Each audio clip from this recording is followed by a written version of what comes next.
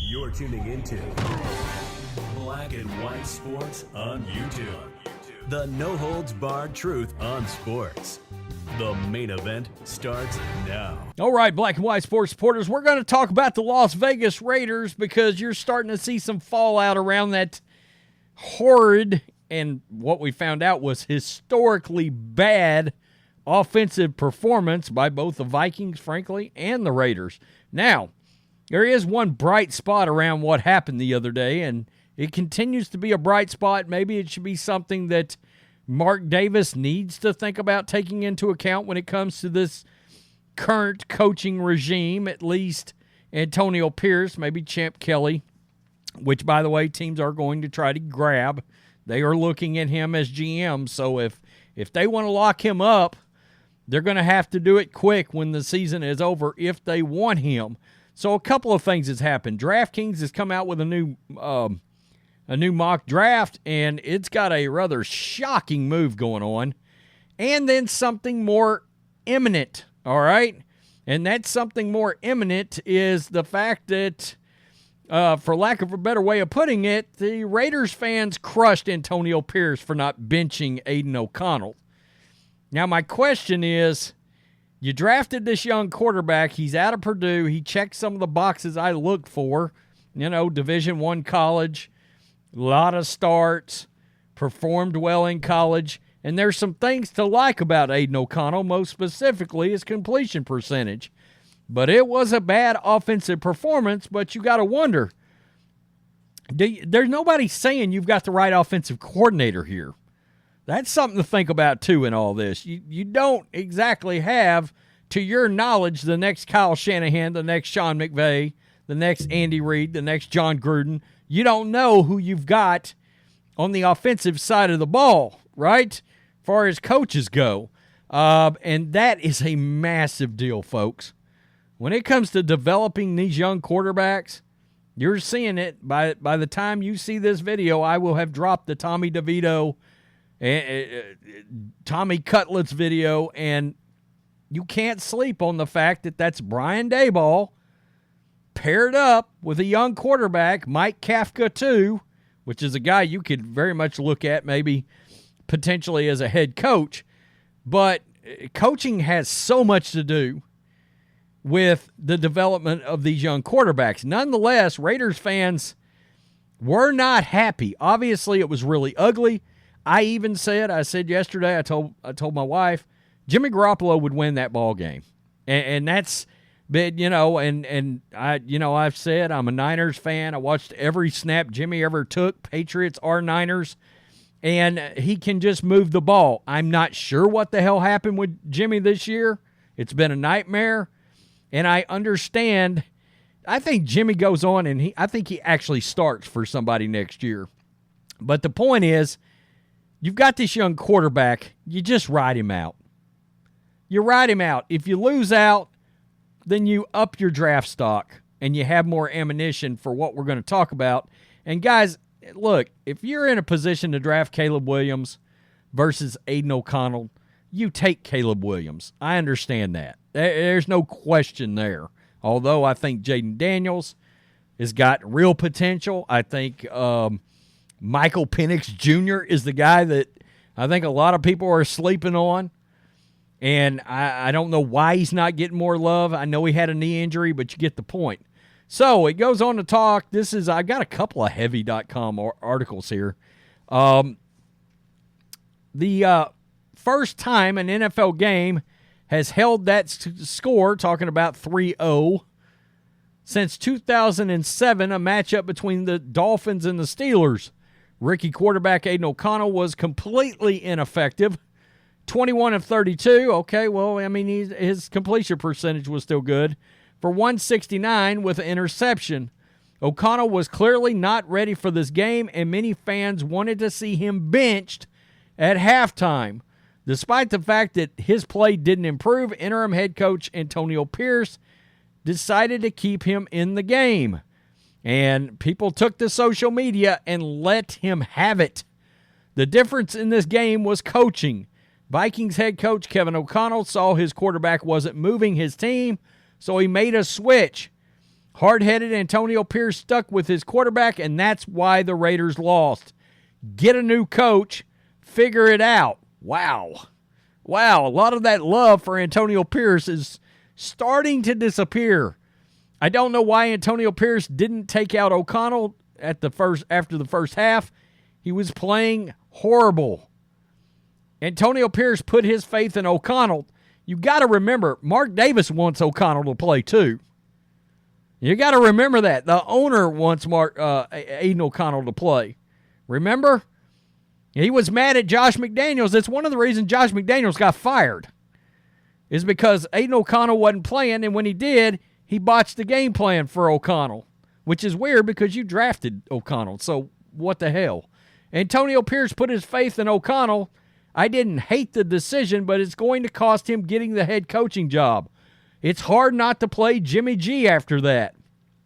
O'Connell is a statue with slow decision-making. That will not work out for him in the NFL.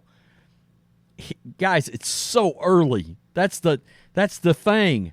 Minicamp, all the reps you get as a starter for minicamp and training camp and all those practices, this kid sat behind Jimmy Garoppolo and did not get that.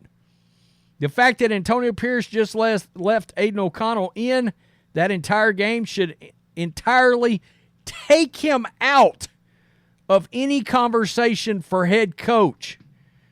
I mean, whoa. Whoa, and it goes on to talk about the fact is now the time to start Jimmy Garoppolo. And look, do I still think Jimmy's the better quarterback right now? Yeah. But I'm just wondering, what's the point? The team's 5-8. So you bring Jimmy in, and you probably win that Chargers game. You probably win that Colts game. At least you're going to be in both of those games.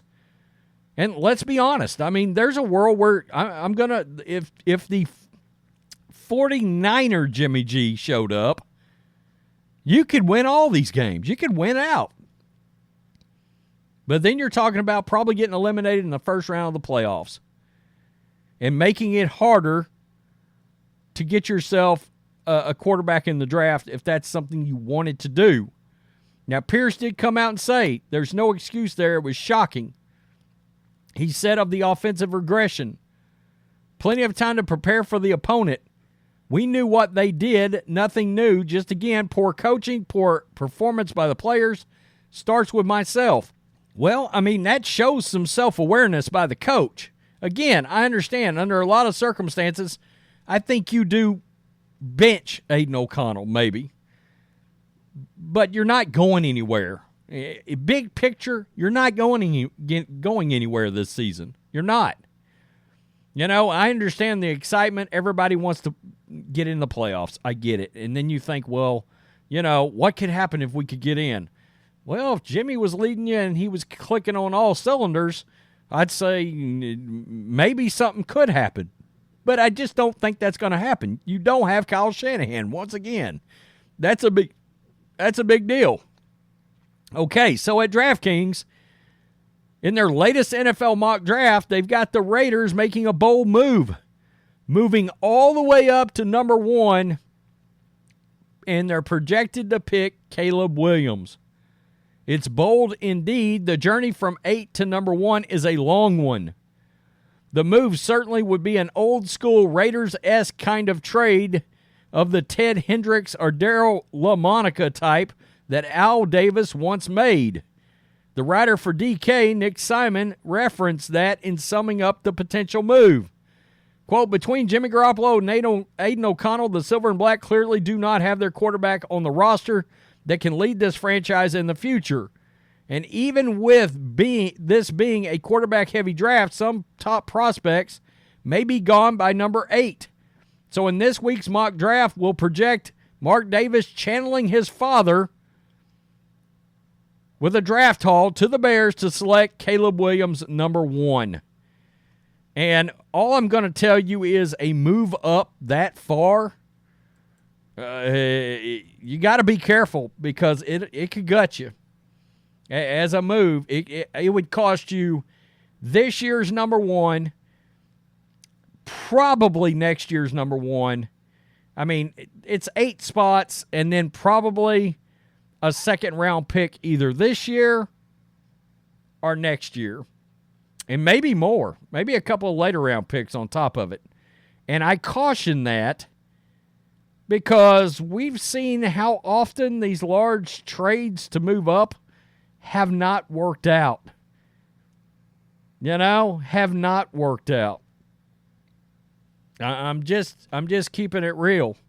Cleveland Browns, Deshaun Watson, look at the Texans, what they've turned that into. It happened back in the day too. The RG3 draft, it's happened a lot. If you go back and look, and almost every time it ever happened, the quarterback that was taken was a bust. And I understand one doesn't have anything to do with the other, but we got to remember with these rookie quarterbacks, the hit rate is no longer like 50-50 like it was 10 years ago. Now it's like 33%. See what you got out of the young kid right now. And then if you're in a position, you take a hard look. Bo Nix, Michael Penix Jr., and see what you can get there. Jaden Daniels, I don't love his lack of just sheer thickness and size, but he's tall enough. He's 6'2". He's not Bryce Young. He's not short. If he could get up around 210, Jaden Daniels may turn into something in the NFL.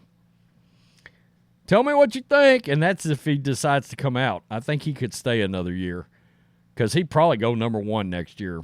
J.J. McCarthy may stay too, and both would probably be the top 2 quarterbacks next year. Peace. I'm out.